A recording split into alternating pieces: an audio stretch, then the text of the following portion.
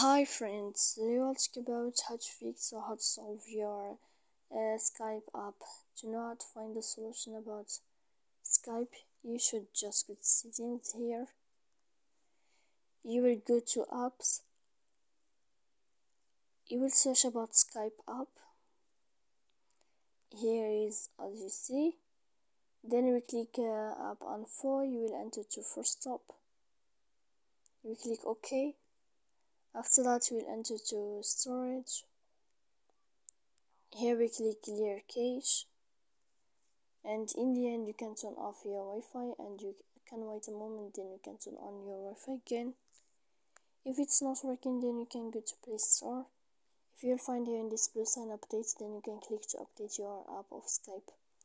So please don't forget to support us via like and subscribe. See you next time in another video.